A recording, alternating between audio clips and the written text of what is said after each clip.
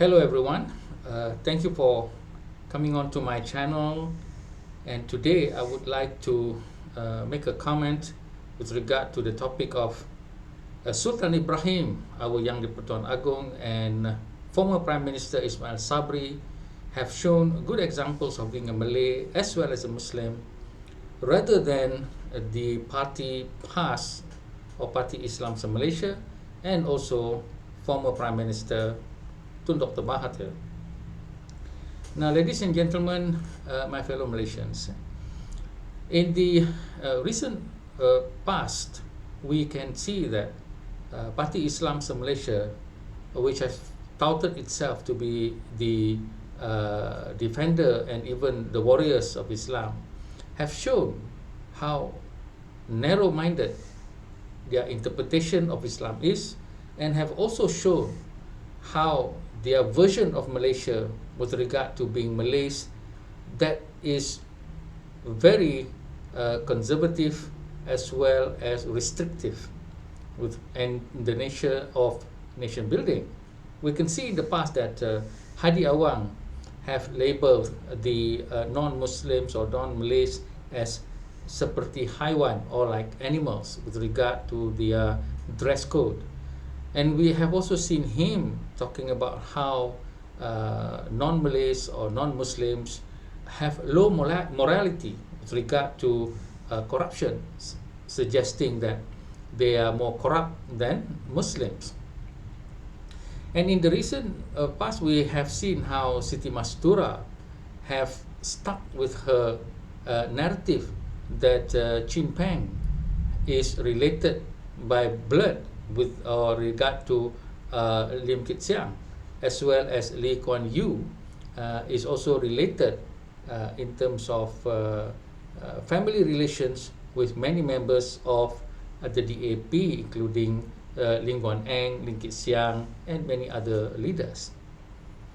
This is, of course, not true, and she has been sued and also been ordered to pay a substantial amount of money as damages with regard to the suit.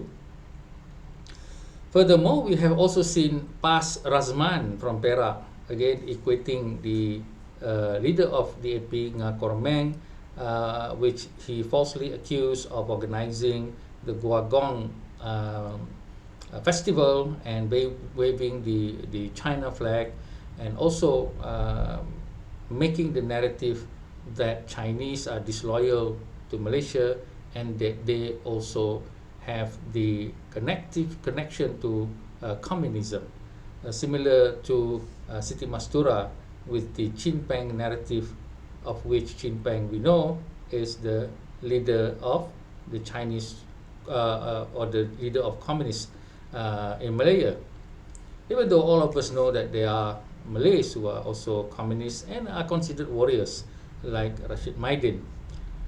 Now, here we see that PAS is playing the role of what UMNO used to play with regards to trying to create this narrative that most non-Malays are enemies of the Malays with regard to so-called ideology of communism that is politically wrong as well as morally unacceptable.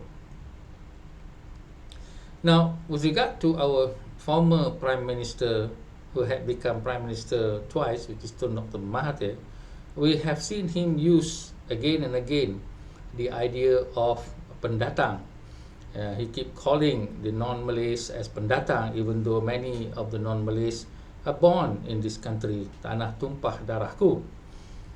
But he insists on his version of history, and therefore his vision of politics, that this pendatang will perhaps one day even take over the country, and that is why he had gathered a group of Malays in saying that one day the Malays will lose political power to a common enemy. Now, who are this common enemy, or who is this common enemy? We all know what he meant by the idea of a common enemy against one particular race. Therefore, it should be that the common enemy is not of that same race or even if of that same race, it has something to do with another political party that is not, in a sense, all Malays or Muslims, perhaps. Now, Tun M has also many times said that Malaysia is not a multicultural nation, and he even mentioned that there is no such word in the constitution. Of course, there isn't. We are accepting this with regard to the idea or the spirit of multiculturalism. It does not have to appear in a constitution for us to act in a manner of a multicultural nation. What does that mean? It means that all cultures, all ethnic races are respected by way of their lifestyle or culture of way of life, as well as their faith and what they believe in. So these are the idea that we are a nation of many races, many faiths, many cultures. But again, Dr. M seems to be suggesting that the Malaysia belongs mainly to one particular race, and that is very important. He also mentioned in the past about how the non-Malays have rejected or have not given emphasis to Bahasa Malaysia, even though he was from the party called UMNO, that is actually an acronym in English, not the Malay version of Perkabar, Persatuan Kesatuan Melayu, Kebangsaan, and things like that, which is famous only in the English acronym. So that is how hypocritical Tun Dr. Mahathir is. One final thing that we may even add, he once even had a restaurant called The Loaf, of which in a recent news he was commenting on signage in Bahasa Melayu or Bahasa Malaysia, when in fact his restaurant was again not in Bahasa Malaysia. So these two entities, or these two parties, Party Islam for Malaysia as well as Tun M and his cohorts, have shown a very narrow aspect of being a Malay, and also a very restricted, very conservative and unrealistic aspect of being a Muslim. Now we should look at the example of the Young Di-Pertuan Agong quite recently, as well as our former Prime Minister Ismail Sobri. Now, with regard to the Young Di-Pertuan Agong, recently we have read the news that he had invited Datuk Seri Anwar Ibrahim, as well as the Chief Minister of Johor and his son Tunku Mahkota, to have lunch with him at a Chinese restaurant. And so we look at its pictures and also read the news that they had a meal there, which is ikan asam pedas, and also have drinks and what we say that they have this meal in a Chinese restaurant, something which many Malays find to be very strange. Now, coming from a family that has grown up in the 1960s, I still remember the time when my father used to take me to the Chinese restaurant to have roti bakar and drink teh or teh tarik, and he used to have friendly conversation with many of his Chinese friends. We also visit many of these people during the Chinese New Year. I was the only child that my father would take on his Vespa to go around to visit many of these Chinese friends. When he retired from the police force, he drove a taxi, my father, and when his heart couldn't take it because of his illness, he had given or rented the license to a Chinese person. And so that is how the relationship went.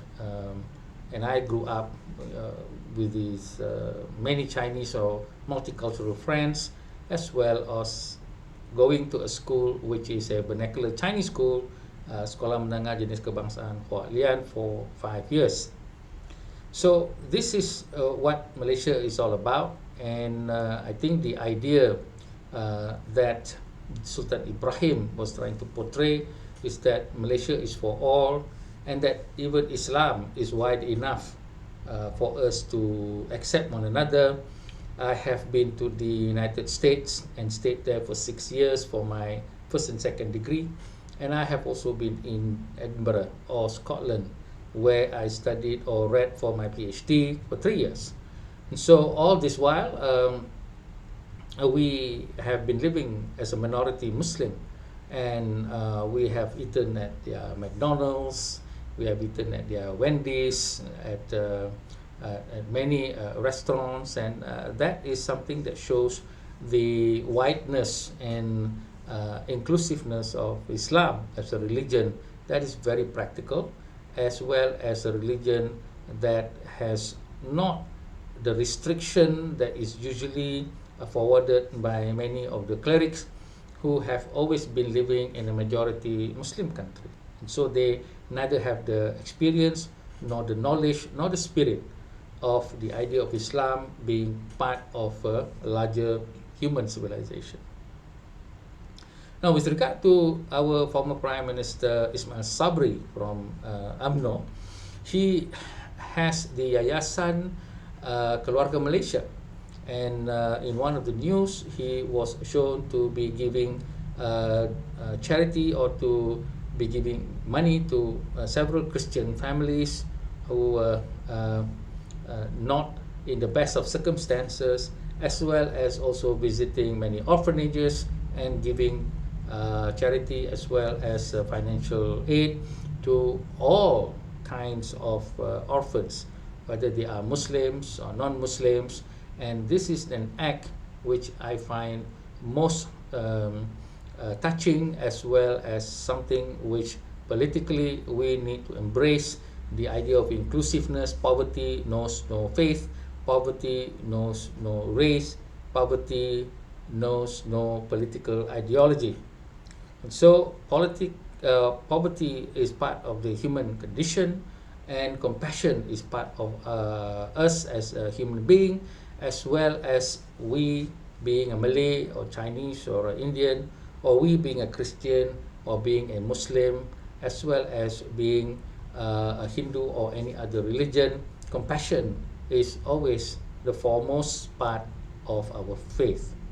So in this month of Christmas, while we will be celebrating Christmas as a nation, and I think Selangor also will be having a celebration of Christmas, I myself have been invited to a church as usual, and every year I've always been invited with my wife by our Christian friends.